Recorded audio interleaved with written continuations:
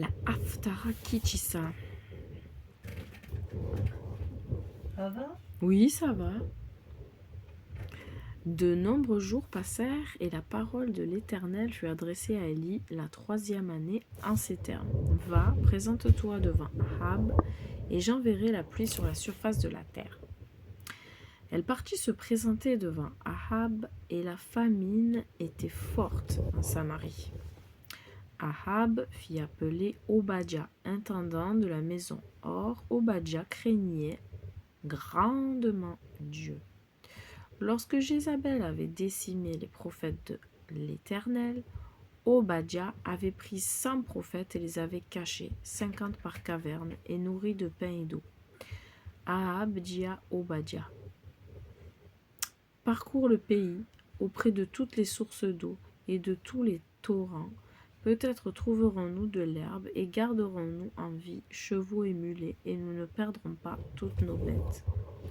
Ils partagèrent entre eux le pays à parcourir. Ahab partit seul dans une direction et Obadja partit seul dans une autre direction. Obadja était en route et voici Élie en face de lui.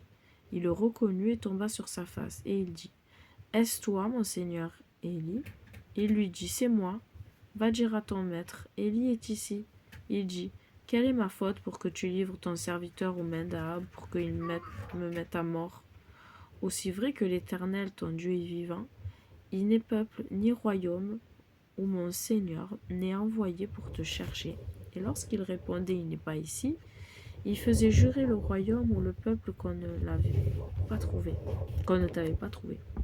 Et maintenant, tu dis: Va dire à ton maître qu'Élie est ici. À peine t'aurais-je quitté qu'un souffle de l'Éternel te portera là où je ne saurai pas, et quand j'irai le dire à Ahab et qu'il ne le trouvera pas, il me tuera.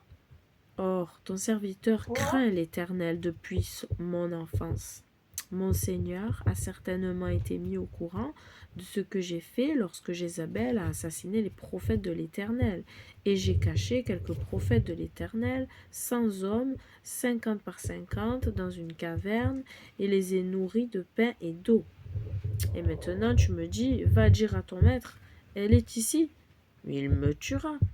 Elle dit: Aussi vrai qu'il est vivant, aussi vrai qu'est vivant l'Éternel, maître des légions, devant qui je me suis tenu, aujourd'hui même je me présenterai devant lui. Obadja alla à la rencontre d'Ahab et le lui dit. Et Ahab partit à la rencontre d'Élie. Quand Ahab vit Élie, Ahab lui dit: Est-ce toi, perturbateur d'Israël? Il lui dit: Je n'ai pas perturbé Israël, c'est toi et la maison de ton père. Quand vous avez abandonné les préceptes de l'Éternel et que tu as suivi les idoles de Baal, et maintenant, fais rassembler auprès de moi tout Israël au mont Carmel, et aussi les 450 prophètes du Baal et les 400 prophètes d'Achéra qui mangent à la table de Jézabel. Ahab envoya parmi tous les enfants d'Israël, et il rassembla les prophètes au mont Carmel. Elle s'approcha de tout le peuple et dit: Jusqu'à quand danserez-vous entre les deux parties? Si l'Éternel est le Dieu, pardon, on dit quand on fait ça, maman. Pardon. Si l'Éternel est le Dieu, suivez-le. Si c'est le Baal, suivez-le. Le peuple ne lui répondit mot. Élie dit au peuple: Je suis resté, moi seul, prophète de l'Éternel, mais les prophètes de Baal sont 450 hommes.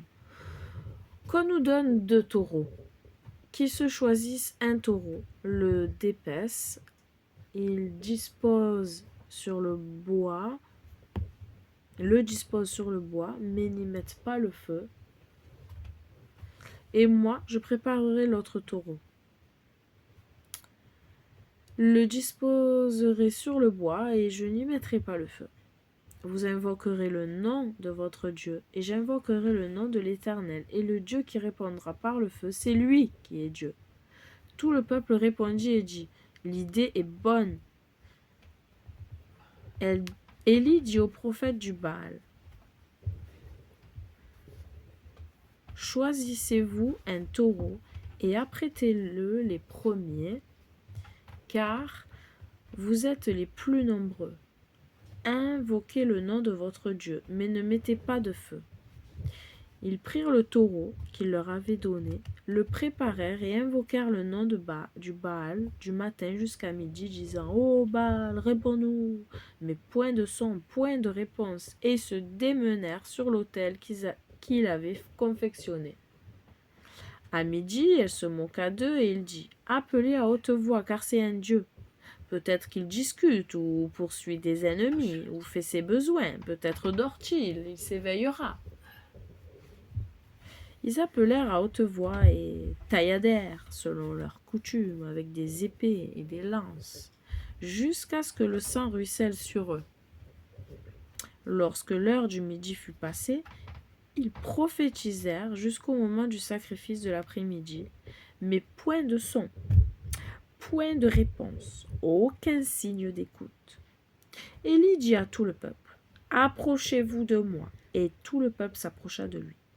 Il repéra l'autel démantelé de l'Éternel.